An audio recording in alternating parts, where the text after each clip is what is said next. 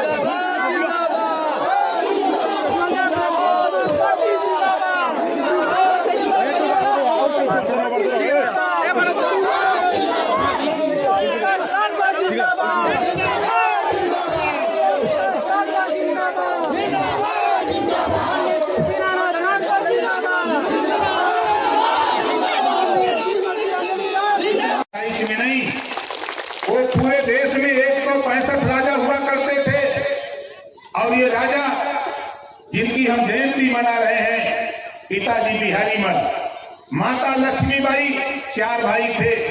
18 साल की उम्र में ही इनके कार्य कुशलता को देखते हुए इनके पिताजी ने राजगद्दी पे बैठा दिया, राजा बना दिया। 1027 1009 में पैदा हुए और 1027 में राजा बना दिया। राजा बनने के बाद जब विदेशी आक्रमणकारी जब भारत पे आक्रमण किया, तमाम राजा हारने लगे, कोई ठीक नहीं पाया।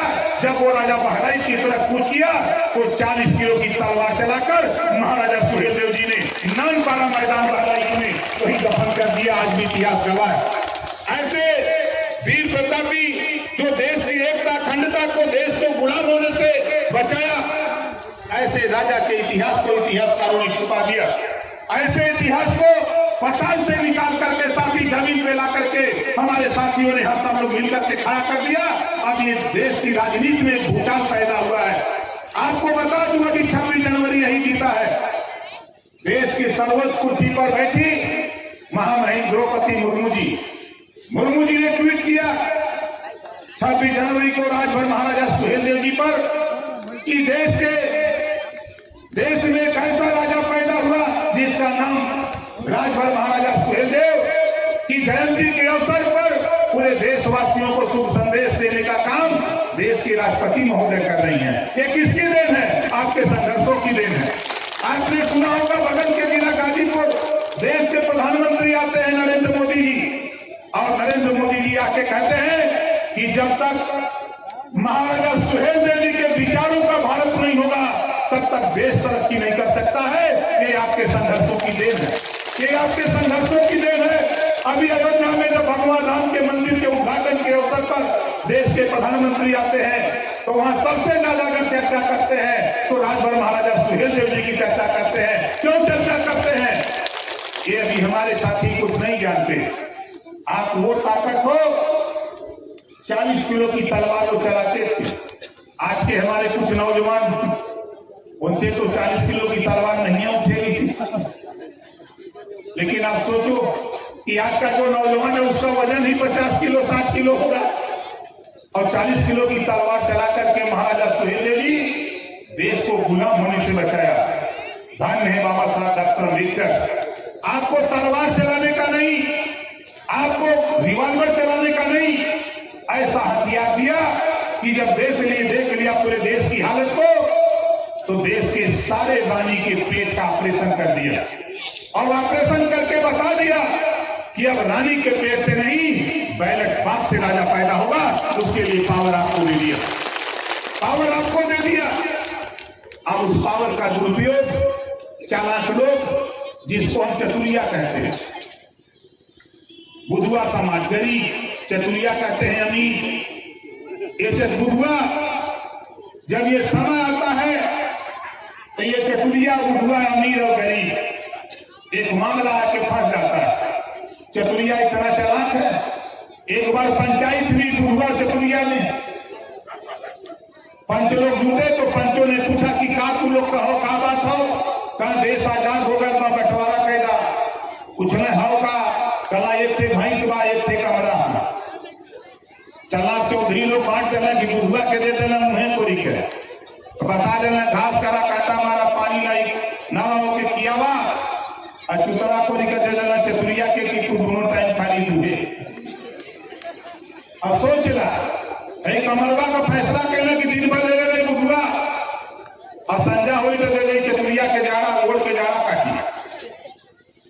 26 हम लोग भी तय कर ली 27 अक्टूबर 2002 के पंचायत किया।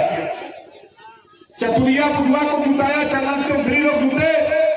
हमने कहा कि भाई देखा अगर भैंस 5 लीटर दूध देता हो तो 2.5 लीटर दूध बुधवा के दिन मिला के चाहिए कि ना चाहिए। ये बात जब हम कहली तो चतुरिया का तो हम न क्या कर दे हम कली चल हम घूमते हिला क्या कर बताई। जब ये टाइम आवे तो चुनाव का ये चतुरिया बल्टी लेके जब भैंस पे नुमावे घूमे, जब भैंसी का छिमी पकड़ के जब भैंस पे नुमावे लगे भैया उठावा छड़ी 2 हाथे वाला डंडा और भैंसिया के मुँह पर तब तक मारत रहा जब तक भैंसिया छटक न जाए। चतुरिया पूछे चाहे मारे छुए उसे कहता कि मुँह को नहीं हमार हमारी चाहे गरियाई तो उसे मतलब जब मुँह को नहीं हमारे नहीं बटले हुए ना अब कहे भी रहा था कमरवा दिन भर ले रहा संजा हो कहे पाई पर नहरी में पोखरी में 4 बजे भेजा तो बढ़िया से भेदा हो तो चप्पू था। अच्छा चतुरिया का भैया कमरवा तो कर अकेले न जाए यूं मिलाया पूछी कहा बात है कदा गंदा होगा लोग कचा के ले यही वजह हम घूमत। आजादी के 75 साल बीत गए। आज साथी शिक्षा के सवाल में 2 तरह की शिक्षा हम महाराजा सुहेलदेव जी के वंशज हैं। जब तक एक समान शिक्षा अमीर और गरीब की शिक्षा एक नहीं कर देंगे तब तक हम चैन से बैठने वाले नहीं। हम देश में चाहते हैं कापी किताब फीस दवाई भोजन वजीफा कपड़ा जूता मोजा टाई बैग साइकिल फ्री में दिलाकर बिना पैसा में पढ़ाने का कानून हम देश में लागू करने के लिए महाराजा सुहेलदेव जी के सपनों को साकार करने के लिए हम लोग घूम रहे हैं। और एक कानून और जिस दिन सत्ता में गया पावर अपने पास आया एक कानून तो बनाऊंगा जो माँ बाप अपने बेटा बेटी को स्कूल नहीं भेजेगा ऐसे माँ बाप को जेल भेजने का भी कानून बनाऊंगा। बोला सही नहीं कि बस सही नहीं कितना मैंने चाहता कि कानून बन जाए तैयार रहा है हम मानव ना। इस नाते शिक्षा शेरनी के दूध के समान होता है। शिक्षा शेरनी के दूध के समान होता है। जो शिक्षा रूपी दूध को पी लेता है वह शेर की तरह दहाड़ता है, जो नहीं पी पाता है वो जानवर की तरह दर ठोकर खाता है। इस नाते साथियों शिक्षा के सवाल पे कोई समझौता नहीं। शिक्षा के सवाल पे कोई समझौता नहीं। आपने देखा 18 महीना में यूपी में मिनिस्टर था, यूपी में कानून बनवा दिया। प्रकाश राजभर उत्तर प्रदेश में देने का काम करता है। 10 करोड़ 12 लाख रुपया लगभग मैं दे चुका। आप बताओ आप भी वोट देते हो? किसी को किसी विधायक ने सांसद ने आपको 5,000 रुपया दवाई के लिए दिया? बोलो किसी को दिया? नहीं दिया। एक कानून बनाने के फिराक में हूं देश में। कोई भी गरीब किसी जाति धर्म का हो बीमार होता है इलाज कराना हो ऑपरेशन कराना हो जितना रुपया लगे उतना रुपया सरकार दे और गरीब का इलाज फ्री में होना चाहिए। ये कानून पूरे देश में बनना चाहिए ताकि गरीबों का भी कल्याण हो सके। और आज यहाँ जितने लोग आप लोग आए हो ईमानदारी से बताओ कितने लोग बिजली के बिल से परेशान हो जरा हाथ उठाओ। देख लो भैया रंजीत जी सामने आवत है तो हूँ देख ले क्योंकि हाथ उठावा था जोर के दे देखे दे परेशान में हाथ उठावा परेशान है ना। ये बीमारी बा ये बीमारी के ठीक करे बदे आपका जरूरत बा। जरूरत ये नाते बा कि ये देश में जब आप दाल खरीदते हो साबुन कपड़ा कोई सामान आप खरीदते हो उस पर टैक्स लगता है और वो टैक्स का पैसा रिजर्व बैंक ऑफ इंडिया में जमा होता है और उस रुपया से देश का उद्योगपति अमीर लोन लेता है कर्जा लेता है सरकार से और कर्जा लेकर के वो फैक्ट्री लगाता है कारोबार करता है। जब वो नहीं दे पाता है तो सरकारें कहती है डिफाल्टर हो गया ये पैसा नहीं दे सकता उसको डिफाल्टर घोषित करके अमीरों का कर्जा माफ करती है सरकारें।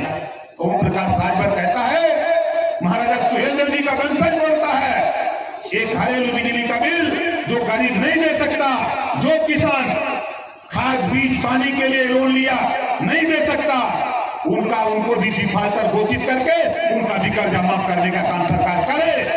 नहीं तो ओम प्रकाश राजभर, अभी तो हम आपके इलाके में थे, लेकिन धन्य है उदय राजभर जी, अंजलि जी, कल परसों में पूर्णिया में था। करीब जितने लोग यहाँ जुटे हो, इससे ज्यादा लोग कल परसों पूर्णिया में थे। कल मैं था बनारस, आज आपके यहाँ हूँ, अभी फिर जाऊंगा गाजीपुर। आज आपके आशीर्वाद से, आपका आंदोलन, हमारे नौजवान, हमारे कुछ साथी कह रहे थे 15 तारीख को नेता नहीं आए, हम आपके लिए लड़ रहे हैं। आप पता करो, यही बगल में सासाराम का कार्यक्रम चेंज करके 26 को कर दिया, वही पूर्णिया का कार्यक्रम चेंज करके हम लोग 16 को कर दिए। कार्यक्रम चेंज होते रहते, उसे घबराना नहीं चाहिए साथियों। ये लड़ाई है, इस लड़ाई में ओम प्रकाश राजभर किसके लिए लड़ रहा है? मुझे तो खुशी है नौजवान कि कम से कम गुस्सा आपको चढ़ा। ये लक्षण है कि आपने, ये राजा के लक्षण पर लक्षित हो रहे हैं कि आने वाले दिनों में इस लड़ाई को हम मंजिल तक पहुंचाने के लिए, हम किसी भी हद तक जाने के लिए तैयार हैं। हमको धन्यवाद देते हैं, और आप लोगों ने थोड़ी सी मेहनत किया, और देश की तो छोड़ दीजिए, बिहार की राजनीति में इधर से हमारे तमाम साथी पटना गए थे, गांधी मैदान गए थे ना।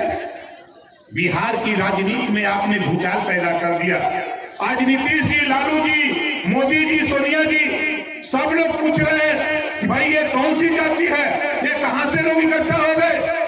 तब दिल्ली में ओम प्रकाश राजभर बताने गया था, बार बार जाता हूं, ये बिहार के रहने वाले लोग हैं, ये बिहार में पैदा हैं और बिहार की धरती पर रहते हैं। इनको आजादी के बाद आज तक इनको हिस्सा नहीं मिला है। इस नाते गुस्सा होकर के पटना की गांधी मैदान में आकर के थोड़े से भी आए। अभी हम लोग अलग जगह रहे, चाहे वो कटिहार का इलाका हो, चाहे आपका सुपौल का इलाका हो, चाहे मधेपुरा का इलाका हो, चाहे पश्चिमी चंपारण, पूर्वी चंपारण, बेतिया, नवादा, नालंदा का इलाका हो, चाहे आपका बक्सर बिहार हो, कैमूर हो, चाहे आपका कोई जिला हो, साथी 38 जिले में हम लोगों की कोशिश हो रही है कि हम अपनी गिनती करा दें। हम दावे के साथ कहते हैं, बक्सर के साथियों, जिस दिन आपने अपनी गिनती खाली अपने जिले में करा दिया, किसी माई का लाल पैदा नहीं जो आपको लखनऊ, दिल्ली, पटना और दिल्ली जाने से कोई माई का लाल रोक दे। हम लोगों ने आप थोड़ी ताकत आपने दिया, थोड़ी ताकत हम लोगों ने लगाया यूपी में। आज 6 एमएलए हैं, आज 6 एमएलए हैं। देश के प्रधानमंत्री, देश के गृह मंत्री आज अगर मात खाते हैं, देश की राजनीति में अगर किसी नेता की चर्चा सबसे ज्यादा होती है तो ओम प्रकाश राजभर की चर्चा होती है देश की राजनीति में। क्यों चर्चा होती है? वो तेरी ताकत के बल पे होती है। आज जो तेरी ताकत है, आप जितनी आबादी में अपने बक्सर जिले में हो, इससे ज्यादा आबादी आपके मधेपुरा में, इससे ज्यादा आबादी आपके सुपौल में हो, कटिहार में हो, आप जाओ नेवादा में आप हो। लेकिन हम कहीं न कहीं गलत दिशा की तरफ, दूसरे के साथ हम अपनी ताकत दूसरे को ताकत देने में परेशान थे। और आज बिहार की धरती पर साथियों, थोड़ी सी और मेहनत करो। हम तो अपने भाई, चाहे दीना जी हो, हमारे यही दीना जी है जो हमको बनारस से पकड़ के लिया है बिहार में। ये लिया है, यहाँ कीर्तिमाना शुरू हुआ और धीरे धीरे धीरे धीरे हम लोग आगे बढ़ते गए। हरिंदर राजभर जी यही कहीं हैं। ये हरिंदर जी पैदल चलते हैं, हमको ले जाते गए, साथ भर गंगा लगता था, 55-66 किलोमीटर पैदल पहुंचा देते। ये जवान हमारे श्रीनिवास जी बहुत एकदम गरम दल वाले हैं, ये गरम दल के नेता है। हमको सबकी जरूरत है, चाहे गरम दल हो चाहे गरम दल। गांधी जी के पास भी जो ये दल था, नरम दल है, गरम दल, दोनों अलग अलग लड़ते थे। गांधी जी ने समझाया, जब गांधी जी ने समझाया, दोनों एक हुए तो देश आजाद हो गया, देश आजाद हो गया। और आज हमारे राष्ट्रीय स्वयंसेवक सेना के साथियों, आप घबराओ नहीं, मुझे पता है आप अपनी फौज तैयार करो, हम आपको ट्रेनिंग देना चाहते हैं। वो ट्रेनिंग क्या होगी? आज भी 90% माँ बाप ये पता नहीं कि हम अपने बच्चे को पढ़ा रहे हैं, इंजीनियर बनाना है इतिहास पढ़ा रहे हैं, डॉक्टर बनाना है भूगोल पढ़ा रहे हैं। हम बच्चे को कहां पहुंचाना चाहते हैं हमको खुद ज्ञान नहीं, बच्चों को भी ज्ञान नहीं है। ये बहुत सी चीजें हैं, इनको हम जानकारी देने के लिए हमारे पास तमाम हम लोगों ने फौज बना रखी है इस बात को आगे बढ़ाने के लिए। आज जब हम लोग बिहार की धरती पर जब गांधी मैदान पटना आए तो मैंने कहा था, मुझे नहीं कहना चाहिए, वो बात रिपीट नहीं करना चाहिए, ललकारा था नीतीश जी को और बिहार में जातिवाद जनगणना शुरू हो गई। बोलो शुरू हो गई ना, गिनती होने जा रही है। जिस दिन गिनती हो गई उस दिन तेरा हिस्सा नीतीश और लालू, मोदी और सोनिया को देना पड़ेगा, ये ओम प्रकाश राजभर कह रहा है। वो तैयारी हम लोग बना के शुरू किए हुए हैं साथी। इस नाते आपसे कहना चाहता हूं कि आप घबराओ नहीं और आप धैर्य रखो। ये लड़ाई लंबी लड़ाई है, ये लड़ाई बड़ी लंबी है। इस लड़ाई में हमारे कुछ साथी, हमको तो याद है इटवा के शेषनाथ राजभर, इटवा वाले नेता अभी दिखाई, जोरदार ताली बजा करके साथी का स्वागत करिए। जब इस इलाके में मैं आया था बड़ा बढ़िया गीत भी गाते थे शेषनाथ जी, हमको बराबर याद आता है। इटवा के शेषनाथ जी बहुत शुरुआती दौर में साथ में काम किए, हमारे तमाम साथी आंदोलन में काम किए। मैं आपसे सिर्फ इतना कहूंगा साथी, किसी की हिम्मत नहीं है। आज के तारीख में बहुत से लोग सवाल करते हैं कि ओम प्रकाश राजभर ने क्या दिया। आज दुनिया की समाचार agency British broadcasting corporation of London, जिसको आप बीबीसी लंदन कहते हो, जब बीबीसी लंदन से समाचार प्रकाशित होता है तो बीबीसी लंदन का संवाददाता बोलता है कि राजभर महाराजा सुहेलदेव जी का वंशज ओम प्रकाश राजभर भारत के बड़े प्रदेश, उत्तर प्रदेश से लेके बिहार से लेके बंगाल से लेके उत्तराखंड, छत्तीसगढ़, झारखंड, पूरे देश में आतंक मचाया हुआ है। पूरे राजनीति का एक केंद्र बिंदु बनकर के उभर रहा है ओम प्रकाश राजभर महाराजा सुहेलदेव जी का वंशज। ये बीबीसी लंदन से प्रसारित हो रहा है। और आप बताओ, कोई टीवी, कोई अखबार, कोई मैगजीन, सोशल मीडिया बिना राजभर जी के कोई सुंदर लग रहा है? नहीं। आप सोशल मीडिया अगर मोबाइल अपना खोलो और गूगल बाबा से खाली पूछो, खाली पूछना पूछो, खाली पूछो कि राजभर जी देखो, ये कम से कम नहीं कुछ तो सैकड़ों राजभर का इतिहास दे देगा। कल तक तुझे नहीं जानता था गूगल बाबा, लेकिन आज आपके आंदोलन, आपके संघर्षों के बदौलत गूगल बाबा वो जो दुनिया की खबर रखता है, वो दुनिया की खबर रखने वाला तेरी भी खबर रखने लगा। ये आपकी उपलब्धि है साथी, ये आपकी संघर्षों की देन है कि आज टीवी पर जब आता है, जब डिबेट होता है तो बिना राजभर जी के डिबेट सफल नहीं होता है। कोई डिबेट टीवी पर देखो, वहां जरूर राजभर जी की चर्चा हो रही। आज हमारा आपका एक ही मकसद